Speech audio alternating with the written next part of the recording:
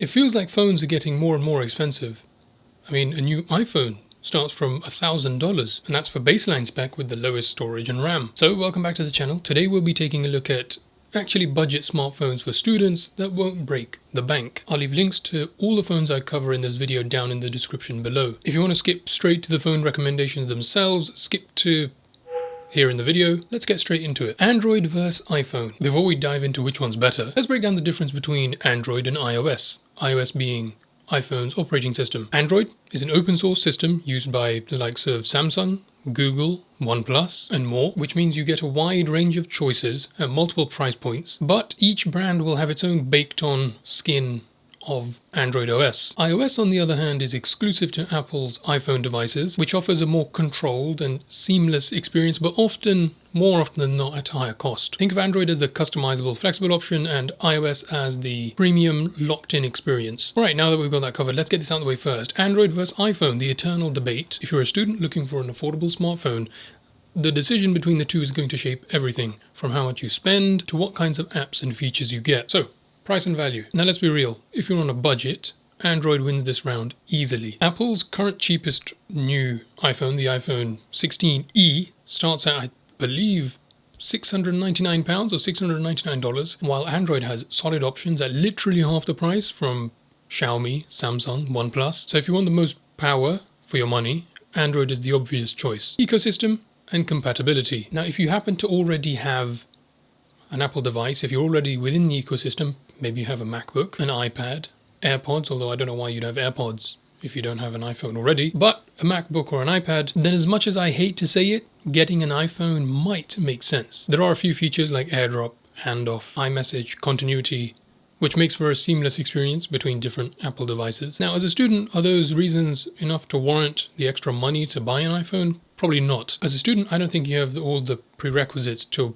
buy an iPhone just for those reasons. It's probably not worth splurging on an iPhone. Android, on the other hand, plays well with Windows and Google services. So if you use Google Docs, Google Drive, then an Android fits seamlessly into your workflow. That's not to say those apps won't work on iOS, but Android tends to be slightly easier to use Google apps on. The social status factor, what I call the elephant in the room, which is that iPhones are seen as a status symbol. For students, it can often be the case that having an iPhone feels like an unwritten social rule, and some people can take that personally. There are even news stories that have come out of kids being bullied for not having an iPhone, to the point that even full-grown adults consider anything other than an iPhone is a poverty phone. And trust me, it's true. Those news stories, I mean. Now this is admittedly coming from someone who has an iPhone, yes, right here, but I only upgraded to this because I had to for work. There were certain applications and authentication software that plays better with iOS, and for some of the apps and software I have to use at work, efficiency-wise, it was just easier. There are certain applications and verification processes that for some reason are easier or faster and much more efficient on iOS.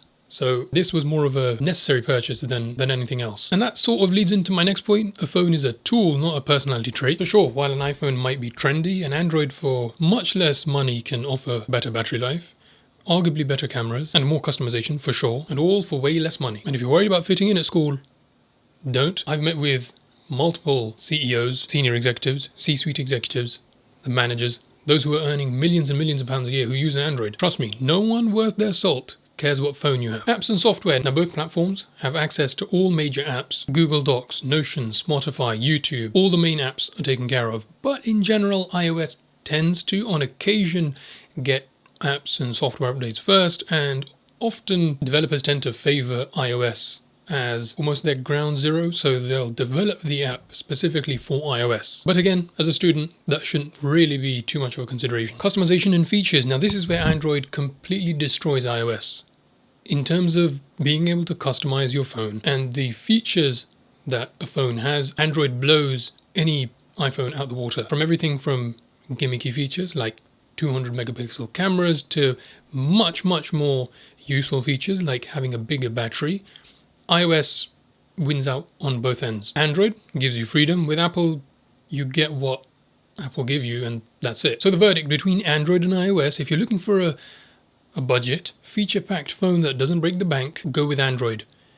In the very niche scenarios that you want simplicity, you want a slightly more premium device for whatever reason, go with iPhone. But my personal recommendation for any student who wants their money to stretch as far as it can possibly go, go with Android. Let's get into the actual video. Actually, budget smartphones for students in 2025.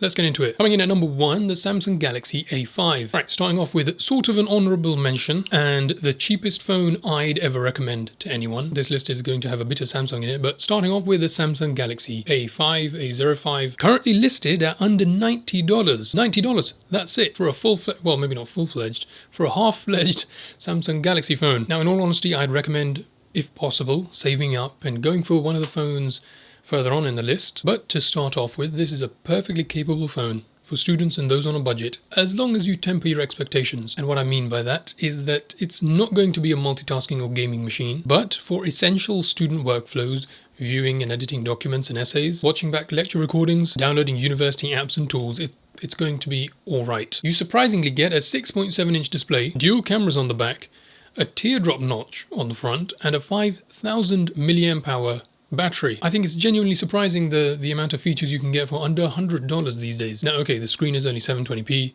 you only get 4 GB of RAM, and quite honestly, a below par processor. But I mean, it's $90. What can you really expect?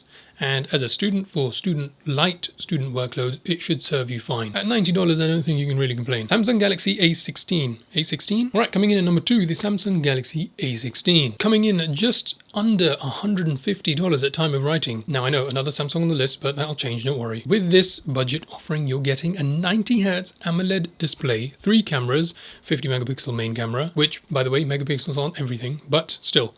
An octa-core processor, and a 5,000 mAh battery. I mean, on paper, we're looking at an absolute home run. But when I tried the A16 in real life, it is let down by a mediocre to terrible processor. And again, while it might be fine for light use, document editing, lecture recordings, submitting essays, and all of the good stuff that students need it for any multitasking workload or opening multiple windows or applications, it's really, really quite laggy. And that's straight out of the box. And I guess, I mean, you do need to, again, temper your expectations. $150 really isn't an excessive amount for a smartphone, in this market at least. And it's a $150 phone with all those specs I just listed. So of course they're going to cut costs somewhere. And in this case, it seems to be they've done that with the processor. Personally, again, I wouldn't buy this. As a student, I do my best to try and save up and stretch my budget a little further to perhaps buy one of the other phones on this list. Ultimately, what I'd be looking for is a slightly more capable phone that can last me the entire course or even longer. But again, as a phone for students, it's Samsung. Being a well-known brand, you can rest assured it'll come with decent customer service, and it's perfect for light workloads, attending calls, scanning notes, editing essays, attending calls or having a conference call, and even taking pictures and video here and there. Moto G Power. Coming in at number 3 is the Motorola Moto G Power, which is currently coming in at under $180. And boy, does this phone pack some features. Now, at time of making this video, it is currently on sale and quite heavily discounted, but the feature jump from the A16 to the Moto G Power is quite good at only a $30 increase in price. Here we go. 8 GB of RAM, 128 GB of baseline storage, a 6.7-inch screen at 120 Hz refresh rate, all at currently under $180. That sounds like incredible value to me. It's got a 50 megapixel main camera, but again, megapixels aren't everything. What's more interesting is that the main camera has optical image stabilization, which quite frankly is a welcome inclusion in such a budget phone under $200. Optical image stabilization. Just a couple of years ago, OSS would have been reserved for manufacturers' flagship phones only, so seeing it in a device under $200 is nothing short of incredible. And I mean, the spec sheet just keeps getting better and better. Again, 5,000 mAh battery and charges at speeds of up to 30 watts. Fast charging. And I mean, for a phone that's currently at under $180, it's listed on Amazon at 40% off currently. With the original price being $300, you can really tell that that's the actual price of all the specs and features that they're offering. $180 is an absolute steal for this device. Now, Motorola might not be the most fashionable or flashy brand, but as a student, those shouldn't be your primary reasons for dictating a purchase. And as a student, with all the features they've packed into this phone, it's genuinely one of the best budget phones that won't make you miss much from a flagship device. Again, a phone is a tool, not a fashion statement. Samsung Galaxy A55, another Samsung on the list simply because Samsung makes so many phones. The Samsung Galaxy A55, coming in at $300. Now, admittedly, quite a jump from the previous price bracket, but the A55 features quite often on the best budget phone lists that tech review websites make, and it ranks consistently among one of the best value phones. It's a well-rounded and great-looking phone, which, for all intents and purposes, looks and feels like a premium device. Decently powerful, mid-range processor, a 6.6-inch Super AMOLED 120Hz refresh rate screen, and being Samsung, you know that panel is going to be good. Again, a 5000 mAh battery, a triple lens camera setup on the back, a hole punch selfie camera, and quite honestly a solid offering that edges the line between mid-range and premium. Now, what I would say is price-wise for students, this may be on the premium side of pricing, and quite honestly you could get a refurbished S22 or S23 FE if you were to look to spend maybe perhaps a little bit more and you wanted a premium device from yesteryear. Now this is the price point where you could even find slightly more exotic phones that often offer much more niche features or offer a far more feature-packed experience, albeit not with the backing that a company like Samsung might offer. My personal philosophy is, and it's served me well until now, is that a flagship of yesteryear is better than a mid-range phone of today. But let's say you want a brand new mid-range phone. You don't want the hassle of having to scour and look through eBay for a refurb model. Then the A55 is a solid mid-range offering. You can rest assured because it's ranked well, it performs well, it's a solid offering, and it'll allow you to do everything you need to do at school and more. OnePlus 10 Pro coming in at the next price bracket at currently $339 is the OnePlus 10 Pro. Granted, the 10 Pro is a few models old at this point, but personally, through this list, if I was looking to buy a phone for myself again, this is the phone I would go for. It's slightly less of a vanilla brand than Samsung for me, and the standout feature for me being the Hasselblad. And the standout feature for me being the Hasselblad camera, or sorry, the co-developed with Hasselblad camera, which I suppose just means some tweaks in color signs that nobody's ever going to recognize. But again, it's a 6.7-inch 120Hz display, 65-watt charging, which for me would prove quite useful, and all the other flagship features you've come to expect. A Snapdragon 8 Gen 1 processor, a 2K display, which is a nice bump from 1080p but not necessary, a triple lens camera setup with the Hasselblad color calibration they call it. Now, I really like the form factor of OnePlus phones, and personally I think the OnePlus 10 Pro is one of the best phones to buy if you want something that has all the flagship features that people have come to expect, along with the longevity to last you a couple more years than just university or college. Because of how smooth and powerful the processor is, it's likely other phones on this list will start to feel slower quicker than this one will. The performance ceiling for this phone is slightly higher, and this will likely outlast the others a fair few years, which as a student, for me at least, was an important consideration. And in this price bracket, you shouldn't have any issues with